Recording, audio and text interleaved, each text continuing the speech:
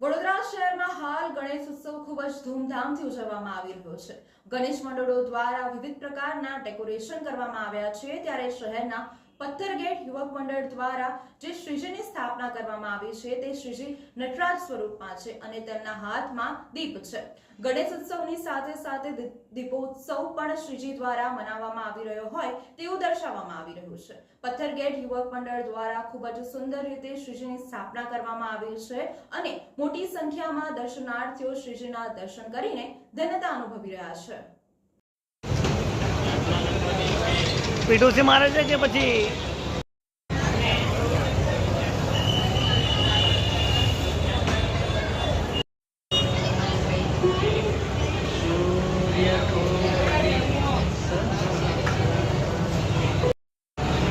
પૂછી લે ઉપર ને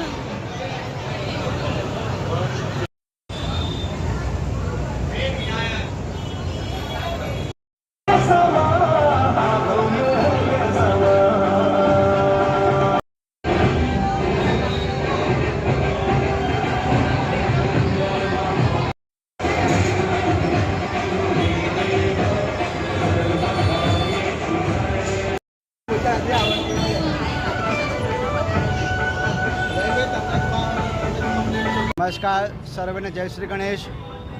કેટલા વર્ષથી શ્રીજીની સ્થાપના કરવામાં આવે છે? કયું મંડળ છે આ? પથ્થરગેટ યુવક મંડળ છેલ્લા 52 વર્ષથી શ્રીજીની પ્રતિમાનું બેસાડી રહ્યા છે।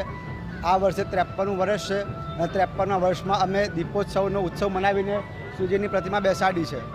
ઓકે, આ થીમ શું છે? મતલબ આ દીપોત્સવની થીમ છે અને નટરાજ સ્વરૂપે અમે શ્રીજીની પ્રતિમા બેસાડી છે। આ વખતે ડેકોરેશન વિશે શું કહેવા માંગો છો? અમે ડેકોરેશન વિશે તમને આપને બતાવવા માંગીએ છીએ કે અમે ખૂબ જ સરસ મજાનું દીપોત્સવના થીમના રૂપે ડેકોરેશન કરેલ છે અને સર્વેને વિનંતી છે અને નિવેદન છે, આપ સૌ દર્શનાર્થે અહીંયા પધારશો।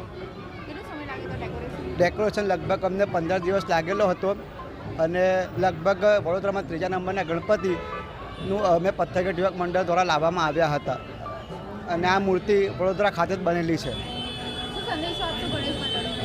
સર્વે ગણેશ મંડળને સંદેશ આપવા માંગીએ છીએ કે જે પણ આપણે હિન્દુ ધર્મ અને સનાતન ધર્મની સંસ્કૃતિ પ્રમાણે ગણેશ ઉત્સવનું ખૂબ રંગેચંગે ઉત્સવ મનાવી રહ્યા છે અને આપ સૌને પણ વિનંતી અને નિવેદન છે કે આપ સૌ પણ અમારા ગણેશ મંડળમાં દર્શનાર્થે પધારશો। મારું નામ જય દરજી છે અને હું આ મંડળ સાથે સંકળાયેલો છું। મારા સાથે મંડળના પ્રમુખ શ્રી જયમિતભાઈ કાચા છે, એમને પણ નિવેદન છે કે 2 શબ્દ કહેશે।